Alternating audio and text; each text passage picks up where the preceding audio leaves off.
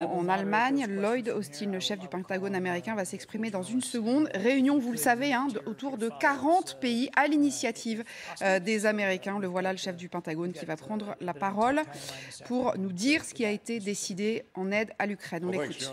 Secrétaire général. Merci, mesdames et messieurs. Bonjour à toutes et à tous. Nous avons vécu une journée importante et constructive. Nous avons eu des discussions très intéressantes, des interactions entre différents chefs et leaders. J'aimerais remercier tous les ministres, tous les chefs d'état-major et vos équipes de vous être joints à nous, en particulier mon cher ami, monsieur le ministre de la Défense ukrainien, monsieur Reznikov, et sa délégation. Je suis ravi d'avoir pu vous voir. Nous avons pu aboutir à une compréhension transparente des défis affrontés par l'Ukraine. Et je sais que nous sommes tous déterminés à aider l'Ukraine à vaincre aujourd'hui et à se reconstruire demain. Le travail que nous avons accompli aujourd'hui en un temps record et au cours des derniers mois a fait la différence sur le terrain. Le président Zelensky a clarifié cela lorsque nous sommes rencontrés à Kiev. Différents pays du monde se sont joints à nous pour répondre aux besoins de l'Ukraine et j'aimerais saluer la décision prise par l'Allemagne. Le ministre Lambrecht a annoncé aujourd'hui que l'Allemagne allait envoyer 50 dispositifs anti-aériens Cheetah. Aujourd'hui, nous allons fournir à l'Ukraine davantage de capacités anti-aériennes. Aujourd'hui, le Canada a annoncé qu'il enverrait davantage de véhicules blindés à l'Ukraine. C'est un progrès important. Nous constatons davantage de progrès avec chaque jour qui passe. Et nous saluons ces efforts menés par les pays pour répondre à ces besoins, mais le temps est court. Les discussions d'aujourd'hui ont clarifié un point. Les semaines à venir seront cruciales pour l'Ukraine. Nous devons donc suivre le rythme de la guerre. Alors que les dirigeants quitteront ce lieu aujourd'hui, ils seront davantage résolus à aider l'Ukraine à lutter contre l'agression et les atrocités. Et je sais que nous sommes tous résolus à faire davantage pour mieux coordonner nos efforts. Et j'ai été particulièrement ravi d'écouter la déclaration du général Walter qui a exprimé sa détermination à renforcer les systèmes de coordination. Et pour veiller à continuer à capitaliser sur nos efforts, nous allons étendre ce forum au-delà d'aujourd'hui. Je suis ravi de vous annoncer que cette rencontre sera une réunion de contact mensuelle sur l'autodéfense de l'Ukraine. Ce groupe de contact sera un véhicule pour exprimer la bonne volonté des pays afin d'intensifier leurs efforts, de coordonner leur aide et de mettre l'accent sur la nécessité de remporter la guerre d'aujourd'hui. Ces rencontres seront hybrides, virtuelles ou présentielles. Elles visent à accroître la transparence, l'intégration et le dialogue que nous avons vécu aujourd'hui. Mais permettez-moi de clarifier un autre point essentiel. Nous avons eu une session importante aujourd'hui sur le soutien à long terme à la défense ukrainienne. Et cela comprend les efforts que nous devrons mener au niveau industriel. Nous devrons répondre aux demandes importantes et aux besoins en matière de munitions et de dispositifs d'armement. Nous devrons également répondre à nos propres besoins et à ceux de nos alliés, de nos partenaires. Mais cela passera également par un redoublement de nos efforts pour renforcer l'armée ukrainienne sur le long terme. Et il me tarde d'avoir des discussions supplémentaires dans le cadre de ce groupe de contact. Et par ailleurs, à nouveau, j'aimerais remercier tous les pays qui se sont rassemblés aujourd'hui.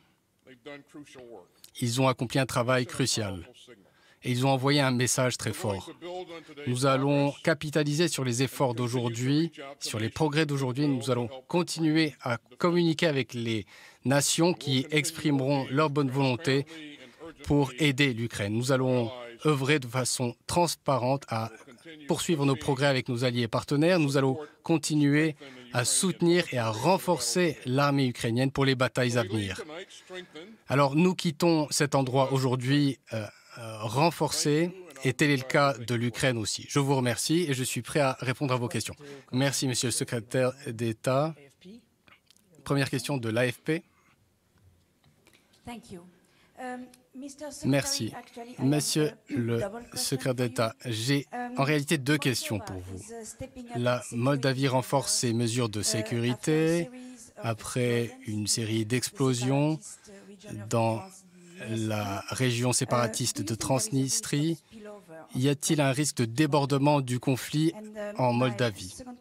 Deuxième question, après cette importante réunion sur l'armement de l'Ukraine, n'êtes-vous pas préoccupé que le président Poutine puisse commencer à s'agiter et à menacer à nouveau d'utiliser l'arme nucléaire? Pour ce qui est du débordement en Moldavie, en raison de ce que nous avons entendu récemment, à savoir les actes de violence qui se sont déroulés, nous continuons nos analyses. Nous ne sommes pas encore sûrs de savoir de quoi il en retourne, mais nous continuons à analyser les faits. Nous ne souhaitons pas avoir de débordement où que ce soit. Il est important de veiller à faire tout ce qui est en notre pouvoir pour veiller à ce que l'Ukraine réussisse, et ce que nous avons fait, c'est la meilleure façon d'y veiller. Concernant votre deuxième question, oui, il s'agissait des risques que Poutine agite à nouveau la menace nucléaire. Vous avez déjà entendu ce type de rhétorique. C'est une rhétorique qui n'est pas nécessaire et qui est très dangereuse. Personne ne souhaite voir une guerre nucléaire. Personne n'en sortira vainqueur. C'est là une rhétorique qui est dangereuse et bien sûr nous n'y participerons pas. Question suivante, Susan Gellhardt de ZDF.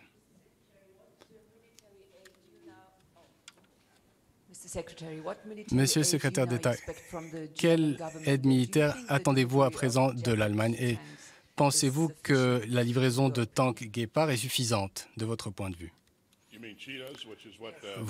Vous faites référence au tank Cheetah ou Gepard, bien.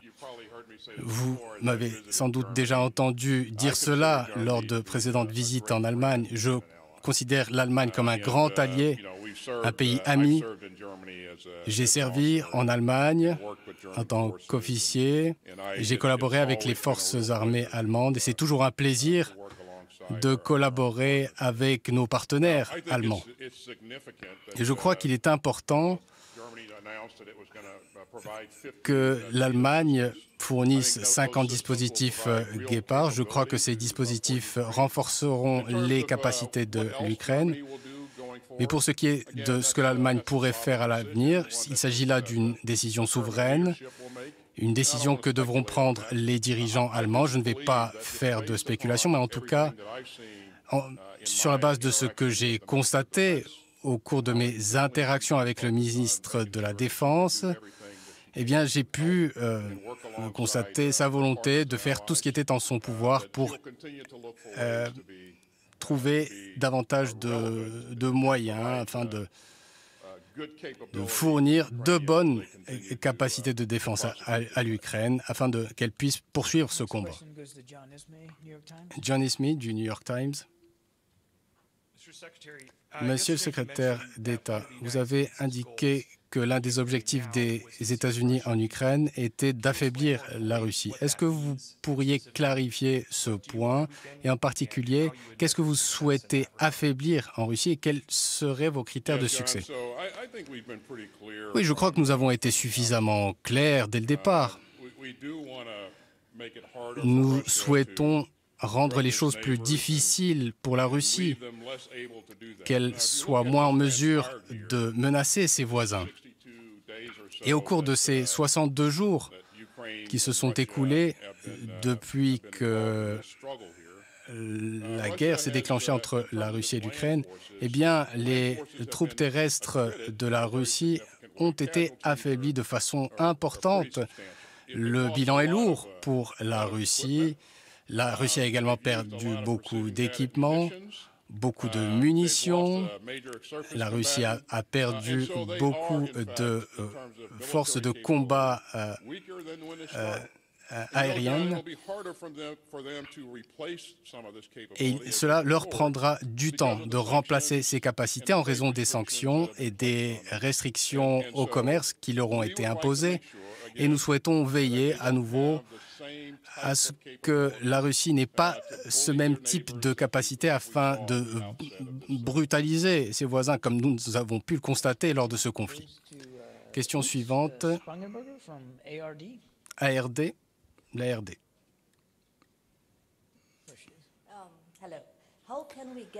Bonjour, comment pouvons-nous veiller à ce que l'Ukraine soit en sécurité à l'avenir? L'Ukraine pourra-t-elle devenir membre de l'OTAN? À nouveau, il s'agit là d'une décision souveraine. L'OTAN se tiendra toujours disposée à garder la porte ouverte. Et je pense que, en toute sincérité, cette possibilité existe à l'avenir. Je pense que l'Ukraine va déposer à nouveau sa candidature afin d'adhérer à l'OTAN. Mais cela est un peu lointain à l'avenir et il n'est pas utile de faire des hypothèses. La priorité, c'est de mettre fin à ce conflit. Ce qui doit être fait pour mettre fin à ce conflit, c'est d'amener M. Poutine à prendre une décision pour le faire. Il a pris une décision qui est injustifiée et ce sera à lui de décider d'engager cette désescalade et d'engager les discussions. C'est ce que nous souhaitons voir. Dernière question. Uwe Driesen de TV2, Danemark. Monsieur le secrétaire d'État, le ministre des Affaires étrangères russe a averti du danger d'une troisième guerre mondiale et du danger d'utilisation d'armes nucléaires. Ne craignez-vous pas que ce conflit échappe à tout contrôle et que nous assistions à une confrontation nucléaire? Nous allons certainement faire tout ce qui est en notre pouvoir et en tout cas l'Ukraine en fera de même pour que la situation n'échappe pas à tout contrôle. La communauté internationale y veillera et je crois que toute affirmation inflammatoire à ce sujet est dangereuse et gratuite. Personne ne souhaite voir une guerre nucléaire. Nous veillons toujours à assurer le bon équilibre dans toutes les mesures que nous prenons. Un certain nombre de choses peuvent se produire, mais à nouveau, je crois qu'il est dangereux d'agiter ces menaces et de faire des spéculations sur l'usage des armes nucléaires. Merci. Nous arrivons au terme de cette conférence de presse.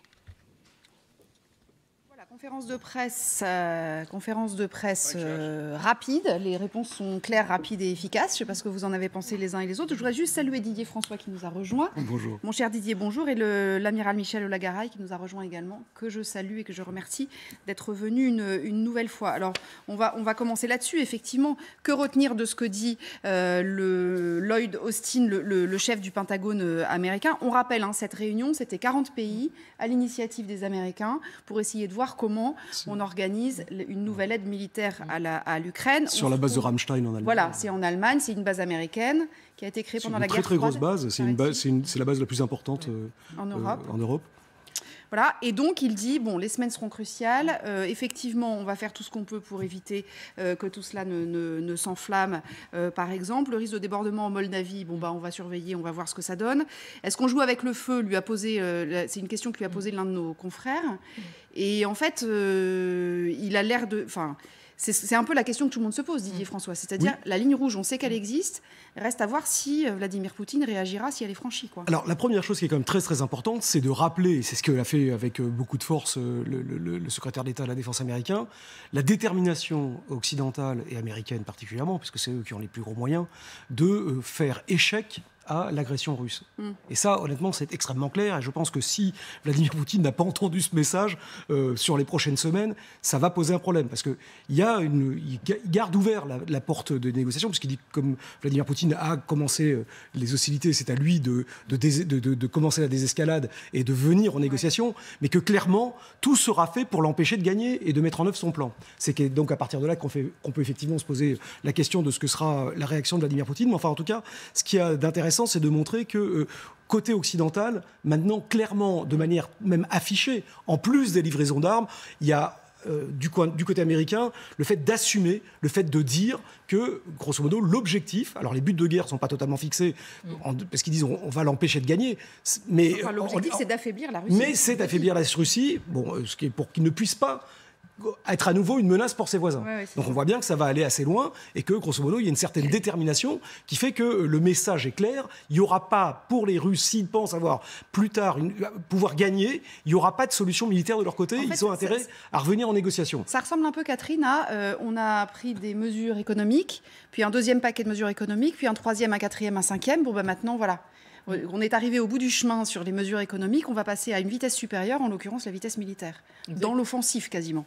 Exactement. Et ce qui est intéressant aussi dans ce qu'a dit Lloyd Austin, c'est que ce format-là de réunion des Américains avec les 40 pays en question, il y aura des contacts tous les mois. Donc ça veut dire qu'on s'inscrit dans la durée. C'est-à-dire que maintenant, effectivement, on est passé de la guerre éclair souhaitée par les Russes au début qui devait durer 15 jours. Après, on s'est rendu compte qu'effectivement, ça allait être beaucoup plus long. Et maintenant, effectivement, du côté des alliés, une réunion mensuelle, ça veut dire qu'on n'imagine pas une issue au conflit rapidement. Mais il a répondu en tant que militaire, straight to the point, comme disent les anglo-saxons, des réponses courtes, directement sur le point évoqué. Et effectivement, c'est ce que dit Didier François. C'est clair, on ne laissera pas la Russie gagner. Et maintenant, c'est à elle de faire le pas pour une désescalade, puisque c'est elle qui a déclenché le conflit. Alors, ce qui est intéressant aussi, Amiral, c'est qu'il dit, parce qu'évidemment, on va livrer des armes. Alors, tous ces pays-là vont livrer des armes, et puis encore des armes, et puis on en livre beaucoup, beaucoup. Nous, on finit par se demander jusqu'à quand, en fait. Et il dit quand même, on va soutenir aussi la production, c'est-à-dire que ces pays-là sont en train de puiser dans leurs réserves, finalement. Nous, on a des stocks. Enfin, je ne sais pas comment ça marche, mais on a des stocks stratégiques, je suppose. Alors, ça ne marche pas de la même façon aux États-Unis que chez nous. Ouais. Nous, depuis un certain nombre d'années, sur lesquelles j'ai porté quelques appréciations assez négatives, nous fonctionnons comme une entreprise en Europe. Ouais. Nous fonctionnons sur le flux tendu. Nous n'avons pas de stock. Et nous, d'ailleurs, comme les commandes sont annuelles, etc., il est difficile de les reconstituer. Donc nous avons, nous, un retard considérable. D'ailleurs, Lloyd Austin passe un peu la main dans le dos des Allemands, parce que jusqu'à présent, c'était l'Allemagne qui freinait beaucoup. Or, l'Allemagne vient de changer de portage, non pas seulement en fournissant des chars et des engins blindés, mais en annonçant il n'y a pas longtemps qu'elle pourrait se passer du pétrole russe dans les semaines qui viennent. Jusqu'à présent, c'était pas se passer du pétrole russe en fin d'année. Ouais. Donc une accélération considérable. Il y a dû y avoir, là aussi, des percées conceptuelles. Donc les sanctions économiques, maintenant, vont commencer à véritablement porter leurs fruits, puisque le pétrole, c'est quand même, plus que le gaz, les véritables rentrées financières de la Russie. Donc les Allemands, très gentils avec les Allemands, qui fournissent quand même, mais c'est déjà très bien, des engins blindés anti-aériens qui ne sont plus du tout en ligne depuis 2008. Ce sont des engins relativement légers, ce sont des Flak Panzer. Alors Flak, ça nous rappelle quelque chose, c'était la lutte anti-aérienne, les engins anti-aériens pendant la Seconde Guerre mondiale. Ces Flak Panzer, ils en ont donc vendu un certain nombre, mais depuis 2008, c'est terminé. La seule chose, c'est vrai que ça ça couvre un vide capacitaire important.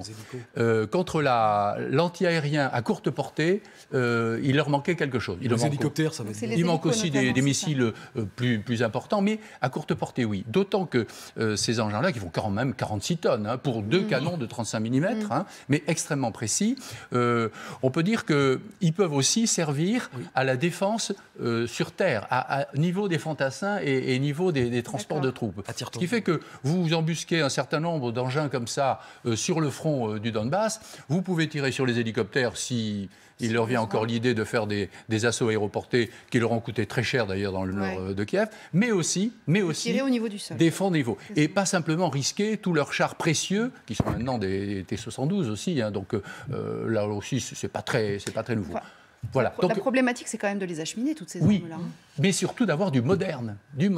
Là, pour l'instant, c'est très bien ce que donnent les Américains, mais ce que nous donnons, nous, des canons longue portée en France, dont il n'a pas parlé, bien sûr, c'est quand même du canon de longue portée, du canon moderne, aussi moderne que les Howitzer que les Américains vont leur livrer. Donc, vous avez raison, la mobilisation de l'appareil productif dans le domaine des armements aux États-Unis me paraît être quelque chose d'extrêmement important, lié à ce que vous disiez, Madame Gentile, à cet engagement sur la durée.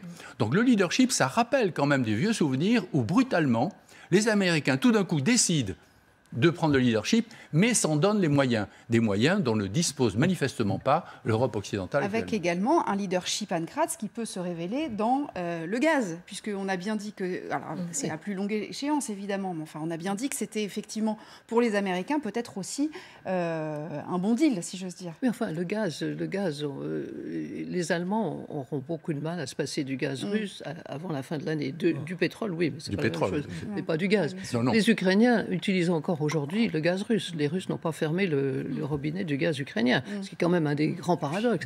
Il y a 13 pipelines de gaz qui traversent toute l'Europe et qui irriguent toute l'Europe, y compris la France, y compris par exemple certains des pays comme la Pologne ou la Lituanie qui sont totalement dépendants du gaz russe. Donc ça, c'est quelque chose de à la fois très important, mais très difficile à négocier. Parce que si on ferme le robinet, si les Russes ferment le robinet ou si on les force à le fermer, les lumières s'éteignent dans toute l'Europe. On est d'accord là-dessus. Donc c'est... n'est-ce pas ? Moins en France, nous avons le nucléaire. Oui. Et d'autre part, il y a aussi le problème quand on livre des équipements à l'Ukraine, ce qui est très bien, mais il faut aussi que les soldats ukrainiens sachent les utiliser. Et ça ne s'apprend pas du jour au lendemain. Dans certains cas, il faut un entraînement assez conséquent.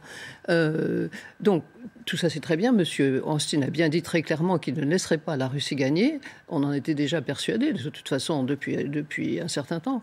Mais moi, ce qui m'a frappé aussi, c'est qu'il a dit quand même quelque chose qui avait été mis de côté presque tout de suite par le président Zelensky lui-même. C'est-à-dire qu'il a dit, ah oui, l'Ukraine va pouvoir rentrer dans l'OTAN.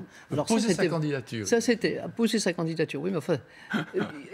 l'Ukraine avait posé sa candidature virtuellement en inscrivant dans sa constitution en 2018 que l'entrée dans l'OTAN et l'entrée dans l'Union européenne était un objectif impératif à poursuivre pour tous les gouvernements ukrainiens. C'est inscrit dans la constitution ukrainienne. Bon, donc ça, c'est pas nouveau. Mais Zelensky avait bien dit, presque tout de suite, il avait fait cette concession majeure. Il avait dit, non, maintenant, je ne demande plus à entrer dans l'OTAN, mais je demande à entrer dans l'Union européenne. Ce qui, dans un certain sens, satisfaisait tout le monde, puisque les Américains n'ont jamais voulu de l'Ukraine en l'OTAN, et les Européens non plus. Pourquoi Lloyd Austin remet une pièce, si j'ose dire ? Parce qu'il dit, en fait, la porte est toujours ouverte. En gros, why not ? S'il le souhaite, on ouvrira le dossier. Il a tout de suite précisé que ce n'était pas pour tout de suite. Ouais. On a eu l'impression que justement, il s'était rendu compte quand même de l'importance de ce qu'il était en train de dire. Oui. Et il a dit, mais ce sera dans un avenir lointain. Enfin, je ne sais pas si c'est lointain exactement le terme. Et il a dit, ne faisons pas d'hypothèse. Il a commencé en disant la porte reste ouverte et après, il a quand même modéré son propos. Mais c'est vrai que ça ne va pas faire plaisir à Vladimir Poutine. Il me semble qu'il faut remettre cette proposition, enfin en tout cas cette menace, parce que du point de vue des Russes, c'est l'équivalent. Moi, je pense qu'il faut la remettre dans la chronologie de la façon dont les États-Unis et les Occidentaux sont entrés dans cette guerre.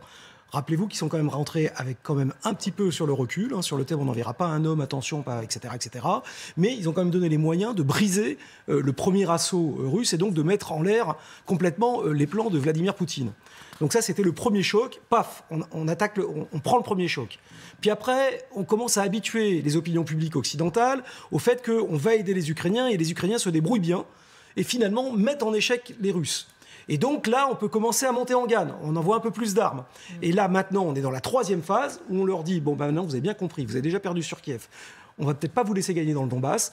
On se prépare dans la durée à les aider de manière à faire du flux, mais du flux conséquent et durable. C'est pour ça qu'on met 40 pays qui se verront tous les mois, que nous, on va remobiliser nos industries. La semaine dernière, rappelez-vous que le département d'État et le Pentagone ont fait une réunion avec tous les industriels américains pour vérifier ce qu'ils étaient capables de donner sur la longueur. Et en plus, à côté de ça, et en disant aux Russes, donc on ne vous laissera pas gagner, et on vous prévient, si vous ne prenez pas la carotte que sont les négociations rapidement, et ben la phase d'après, c'est qu'on retirera même de la table les propositions sur l'OTAN et qu'on est presque prêt à... Et donc maintenant, la balle, elle est dans le camp de Poutine. Et grosso modo, c'est ça qui va se passer. C'est pour ça que Guterres y est allé. C'est d'ailleurs ce que lui disait le président de la République française depuis le début dans ses appels avec lui, en disant attention, il y a un moment, il va falloir négocier, parce que si vous négociez pas, vous allez vous trouver face à l'ensemble des Occidentaux et vous ne gagnerez rien. Et vous ne gagnerez pas. Mais alors vous faites la transition